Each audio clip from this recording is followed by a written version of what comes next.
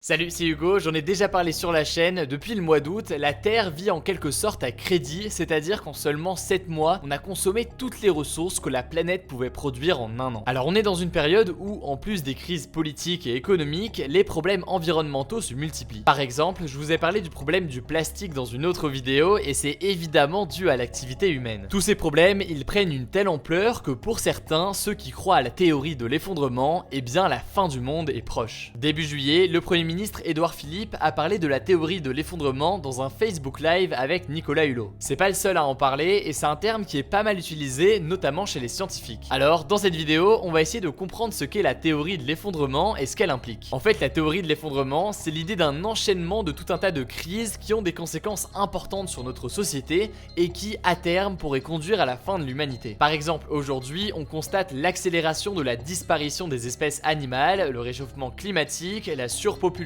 ou encore des crises économiques. Pour les scientifiques qui croient en cette théorie de l'effondrement, tous ces problèmes qui s'enchaînent les uns après les autres, ils vont avoir un effet domino. Et à un moment donné, la majorité de la population n'aura plus accès à des ressources de base comme l'eau par exemple. À la fin, on passerait de un peu plus de 7 milliards d'habitants sur Terre comme aujourd'hui à seulement quelques millions. L'un des principes importants de cette pensée, c'est donc que l'homme est à l'origine de sa propre fin à cause de son activité humaine. Cette théorie, elle a un autre nom, on l'appelle aussi la collapsologie. Alors ça va peut-être vous faire paniquer, mais la majorité de ceux qui croient en cette théorie et la collapsologie sont d'accord pour dire que cet effondrement aura lieu dans la première moitié du 21e siècle. La première moitié du 21e siècle, c'est-à-dire donc avant 2050. Donc selon ceux qui croient en la théorie de l'effondrement, on va tous y assister. Mais en fait, d'où vient cette théorie? Alors c'est pas nouveau, on en entend parler pour la première fois avec le rapport Meadows en 1972. Le scientifique américain Dennis Meadows alertait notamment sur le danger du développement des technologies et prévoyait l'effondrement pour 2030. Mais le terme, il rentre vraiment dans les débats avec le livre Effondrement de Jared Diamond paru en 2005. Édouard Philippe faisait d'ailleurs référence à ce livre dans le Facebook Live que j'évoquais tout à l'heure. Dans son ouvrage, Jared Diamond donne l'exemple de sociétés qui ont causé leur propre fin, notamment celle de l'île de Pâques par exemple, même si on peut nuancer un peu sa thèse. En effet, de nombreux scientifiques pensent qu'il est trop alarmiste et que la définition de l'effondrement ne colle pas vraiment avec une société comme celle de l'île de Pâques. Bref, plus récemment, les scientifiques Pablo Servigne et Raphaël Stevens ont publié en 2015 le livre Comment tout peut s'effondrer, petit manuel de collapsologie à l'usage des générations présentes. Et d'ailleurs, c'est eux qui ont inventé le mot collapsologie. La théorie de l'effondrement, elle s'étend à un public de plus en plus large et touche particulièrement le monde politique. On peut prendre l'exemple de l'ancien ministre de l'Environnement Yves Cochet. Il est membre du parti politique Europe Écologie Les Verts et président de l'institut Momentum,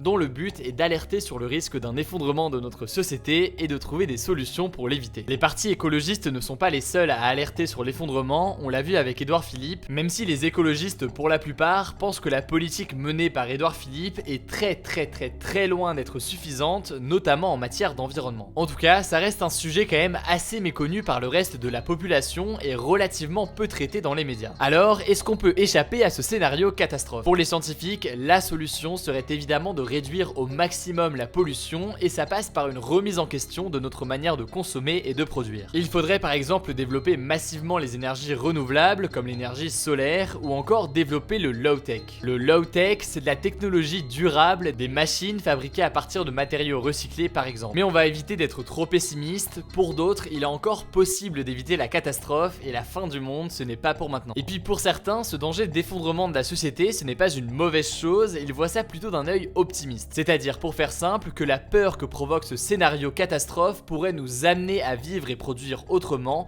de façon plus responsable, et du coup d'éviter d'aller dans le mur. Alors, est-ce que vous croyez à la théorie de l'effondrement? Pour participer au débat, c'est très simple, ça se passe à l'aide de la petite fiche qui s'affiche en haut à droite, comme d'habitude. Vous pouvez voter oui, non ou sans opinion, et puis évidemment, je vous invite à en débattre aussi dans les commentaires, j'irai lire tout ça. Je parle beaucoup d'environnement dans mon format des 5 actus du jour, disponible sur Instagram ou Messenger tous les jours, donc pensez à vous abonner soit à l'un, soit à l'autre, si ce n'est pas encore le cas. Pensez à vous abonner à cette chaîne et à activer les notifications pour être les premiers sur l'info. Je crois que j'ai tout dit, on se dit à très vite.